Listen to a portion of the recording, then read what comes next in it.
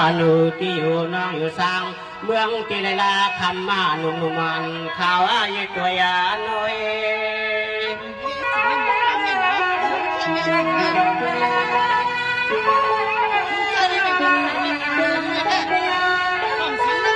ตัวยาลูกเจอกันปีน้องมาเขาปล่อยเขาลำขย้อนขอกรรมให้เฮาพี่เฮาน้องมาละกามมาต่อมาเปี่ยวนี้ปีดีน้องนายากี่กวนนำมาในเมื่อในนอ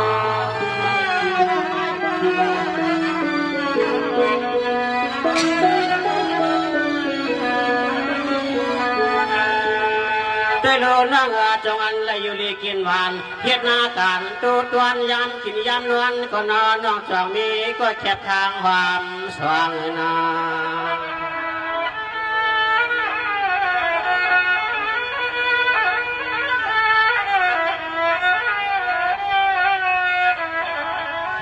อย่ามาเบิกคำนองทำวันปล่อยหัดลำเลยมาห้องกำในก็เสือมีก็แขนก็สีไผ่หลังเราน้องหลังเรา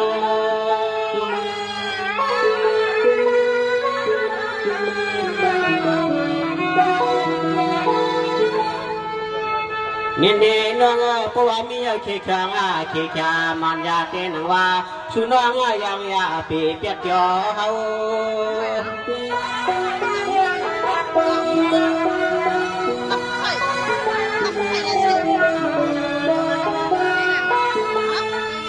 ตัวยาลูกใจก็มาเลยหันหน้าหังหลีหังแล้วเรียบชอหังปอใครจับมายองจับมาจอมสู่ยามใน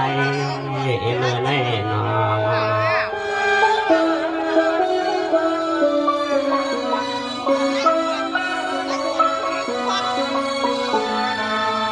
ตัวดูน้องเหมือนจะเฮ็ดเอาลอยคนนำตังปล่อยก็ไปตัวสังปีรอน้องเฮ็ดลงบัวกำบวนกามาเปียกำจ่ออันจักจูปีจูน้องตังเสมเก่งตังงามงา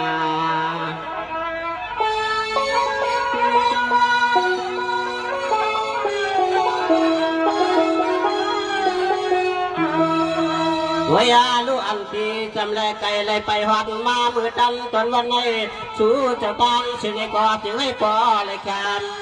ข้าก็ยืนยืนยนเย็น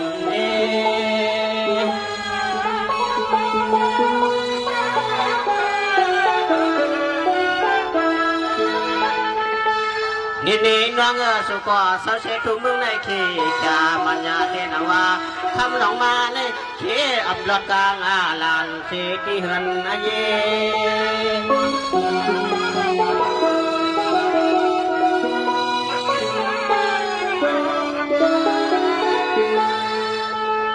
เฮ้สามีโยอันปาลังปาเลือนาพูดนาเลยจับมาจวงน้องจันขอบมือไว้เห็นนาใน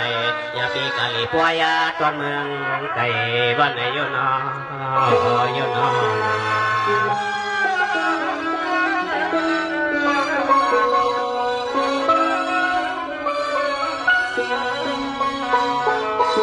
ด้วยรู้เพราะว่ามีก็ขึ้นหลัดก่อนเข้ามาสามตาคนเราใจเศร้าทุ่เมืองปัดใจเดียวก็ได้กลางผาดยันท้องเงินน้องนี้ที่ฮาวาที่เศร้าอยู่ปีคำมันสายปีคำมันในนั้นท้องเงิน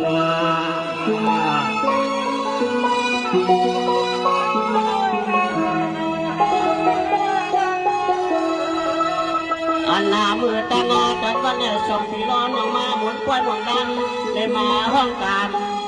เดี๋ยวต่างป่วยในกลางไป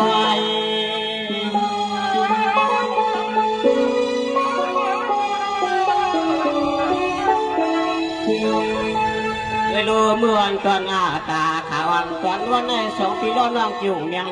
รับกอดจุ่มยังบอกยันเทว่าหลวงว่าเขาหลวงมาใส่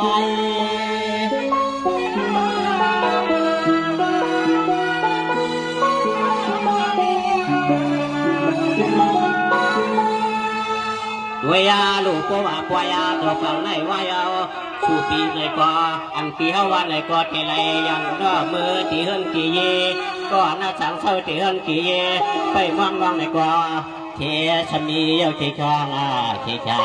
เพราะว่ามีบ้านไหนก็ขึ้นรัดนอนยาปันปีมาเลปอในอันตอนเฮาเทเสาอยู่กวัดนาตอนเมืองไก่น้องนาน้องนา